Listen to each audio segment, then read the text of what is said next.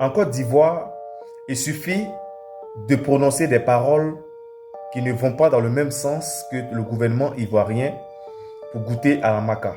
Ou encore, il suffit de réclamer quelque chose qui est normal et légitime au gouvernement ivoirien pour aussi goûter à la maca. Je vous laisse donc en compagnie de cette vidéo-là, de ces doctorants ou encore de ces docteurs qui sont au chômage et qui ont voulu réclamer quelque chose, qui ont voulu parler, qui ont voulu ouvrir un panel de discussion avec le gouvernement, qui se sont ensuite retrouvés à la maca.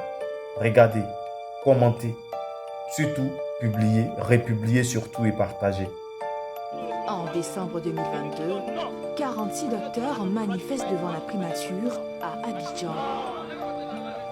Ils demandent leur recrutement dans les universités.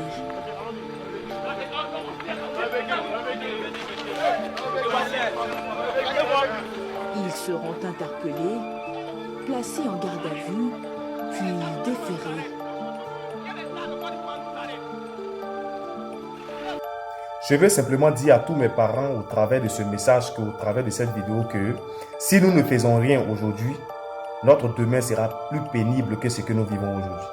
Si nous ne faisons rien pour changer cette situation-là, si nous ne faisons rien pour vraiment arranger les choses, notre lendemain, notre avenir ou l'avenir de la Côte d'Ivoire sera encore pire que ce que nous vivons depuis plus de 14 ans. Voilà, parce que ce que ceux-là ont vécu là, toi tu peux le vivre aussi, quelqu'un d'autre peut le vivre aussi. Aujourd'hui là, on n'a pas de mots dans notre propre pays. On n'a pas le droit de réclamer quoi que ce soit dans notre propre pays. C'est à croire que nous sommes étrangers dans notre propre pays.